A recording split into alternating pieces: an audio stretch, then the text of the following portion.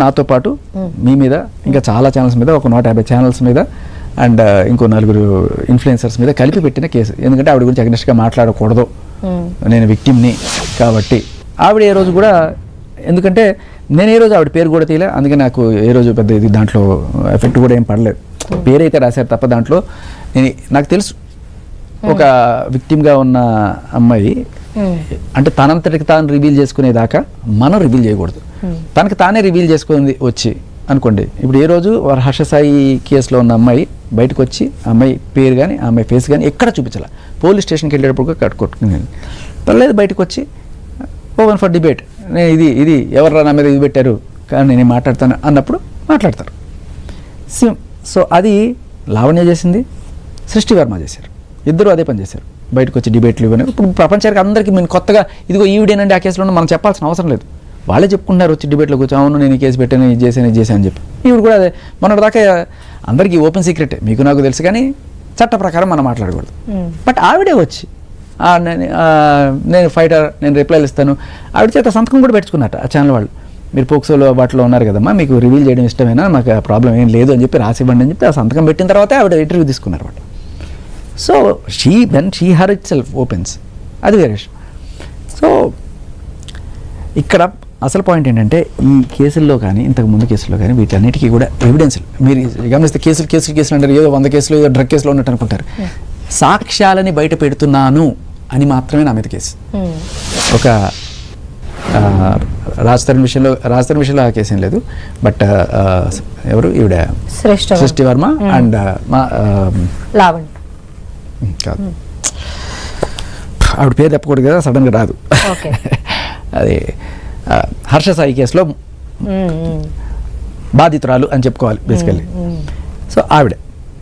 So ఈరోజు నాకు ఇప్పటికి కూడా నన్ను రాదు ఆ పేరు తీయడానికి. ఎందుకు అంటే ఆవిడ ఏ రోజు మీడియా ముందుకు రాలేదు, మాట్లాడలేదు. ఆవిడ ఎవిడెన్స్ చూపించినప్పుడు వాళ్ళ గోడు చెప్పుకోవడానికి మీడియా ముందుకు వస్తే మీరు ఖచ్చితంగా ఖండనం చేస్తారా? నేను ఖండనం నేను చేయను, అడుగుతాము, ఎవిడెన్స్లు తీస్తారు. ఓకే మీరు అంటే వచ్చి వాళ్ళు అడిగినప్పుడు మనం ఇది ఎందుకమ్మా అని అడగకూడదా? సో అడగడం కూడా తప్పేనా? అదేనా మీరు చెప్పేది? అడగద్దు, నిజాలు అడగకుండా నోరు మూసుకొని ఉండాలి.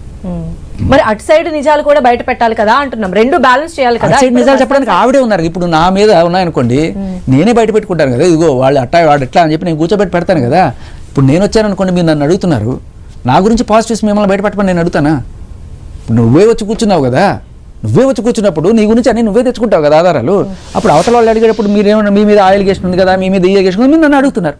సిమిలర్లీ నేను అడిగాను, మీరు చేసిన పని నేను చేశాను, నా మీద ఎఫ్ఐఆర్ అయింది, మీ మీద కాలేదు. వాళ్ళు ఎఫ్ఐఆర్లు పెట్టుకుంటారు, మనం ఎఫ్ఐఆర్లు పెట్టించుకోవాలి. అంటే మేము ఇలా లీగల్ గా ఉన్న టైంలో ఇంటరప్ట్ అవ్వలేదు కదా. అయితే మీకు తెలుసో లేదో 150 ఛానల్స్ మీద కేసు పెట్టింది ఈ హర్ష సాయి యంత్రాలు. మా మీద కేసు అవ్వలేదు అనుకోండి, మీకు ఒక లీగల్ సెల్ ఉంటుంది, వాళ్ళని వెళ్ళి అడగండి ఎన్ని కేసులు పడుతాయి. వాడు నా మీద ఇది చేశారు, ఈ హెడ్డింగ్ ఇవ్వండి, ఆ హెడ్డింగ్ ఇవ్వండి, ఈ తమ్ముళ్ళు తప్పెట్టారు, పడుతూనే ఉంటాయి మీడియా మీద. దానికి భయపడిపోయి మన నిజాలు బయట దాపెట్టేస్తే వాట్ ఆర్ వీ? డెఫినెట్ గా దాచేదేమి ఉండదు. న్యూస్ ఛానల్స్ అన్ని కూడా ఉన్న న్యూస్ ని ఉన్నట్టుగానే, వాక్ స్వాతంత్ర హక్కు, పత్రికా స్వాతంత్ర హక్కు ఇవన్నీ మనకి గవర్నమెంట్ ఇచ్చిన తర్వాత ఎప్పుడో వచ్చిన ఈ రూల్స్ అన్ని కూడా. అంటే మీరు చెప్పారు మీ దగ్గర కొన్ని ఆడియో క్లిప్పింగ్స్ కూడా ఉన్నాయని, ఒకసారి అవి వినిపిస్తారా? అవి మీ ఫోన్ లో మీరు ఇన్ని మాట్లాడారు కదమ్మా, అయ్యో మీ మైక్ దగ్గర పెట్టుకోండి, నో ప్రాబ్లం, టైం పడుతుంది. సో నేను అయ్యే లోపల మీకు ఒక విషయం చెప్తాను. ఇలా ఒక అన్యాయమైన సెక్షన్స్ చాలా ఉన్నాయి. అతుల్ సుభాష్ చచ్చిపోయాడు మొన్న, తనకి న్యాయం జరగలేదని. అలాగే వరుస పెట్టి మనం చాలానే చూసాం. ఒక ఆవిడ 7 మంది మీద 498A కేసులు పెట్టి దాదాపు 3 కోట్ల దాకా సంపాదించింది వైజాగ్లో. ఇలా చాలానే ఉన్నాయి. సో వీళ్ళందరూ కూడా ఎందుకు అంత ఈజీగా బాధింపబడుతున్నారు? మగాడు కదా, శక్తివంతుడు కదా, ఎందుకు చేయలేకపోతున్నాడు అంటే చట్టాల్లో ఉన్న లొసుగులు యూజ్ చేసి ఇలాంటి వాళ్ళని ఎక్స్ట్రాక్షన్ చేసుకుంటూ డబ్బులు సంపాదించుకుంటారు. ఇది ఒక ఇండస్ట్రీగా తయారైంది. సో మగాడు కూడా మనిషే, వాడు చెప్తే కూడా వినండి అని చెప్పి ఒక వాయిస్గా నేను ముందుకు వచ్చాను. ఇలా అన్యాయం జరిగిపోయే మగాళ్ళ పక్షాన్ని, ఇప్పుడు మస్తాన్ సాయి పక్షాన్ని నేనేం లేను, మీరు గమనించండి. రాజతరుణ్ పక్షాన్ని నేను నిల్చున్నాను, అన్యాయం అయిపోయాడని. అలాగే హర్ష సాయి గురించి కూడా నేను నిలబడ్డాను. కానీ మస్తాన్ సాయి గురించి ఏ రోజు నేను ఆడి దేవుడు అయ్యి నేను మాట్లాడలే.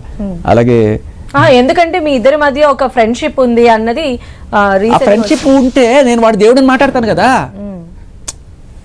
మీకు ఫోన్ చేసినా మీరు మాట్లాడతారు, ఎందుకు? ఎవిడెన్స్ గ్యాదర్ చేయాలి. I don't know you do the investigative part or not. Any investigative journalist they will understand. ఎవరన్నా ఫోన్ చేసినప్పుడు మనం వాళ్ళ దగ్గర నుంచి మ్యాటర్ లాగడానికి అన్నట్టుగానే మాట్లాడతాం. పోలీస్ అయినా సరే, సార్ నన్ను ఇరికించకుండా ఉంటే నేను మీకు ఒక సాక్ష్యం చెప్తాను సార్ అంటే, రే ఇరికించలేరా చెప్పరా అంటాం మనం, అంతే కదా. లేదురా తప్పురా అక్కడ నిన్ను కూడా పట్టుకుంటారా అంటే వాడు ఏమిస్తాడు మనకి. సో అది నిందలేయాలనుకుంటే వేయండి, పర్లేదు. అయితే మిమ్మల్ని మీరు కార్నర్ చేయాలి ఇన్ని అడిగారు కదా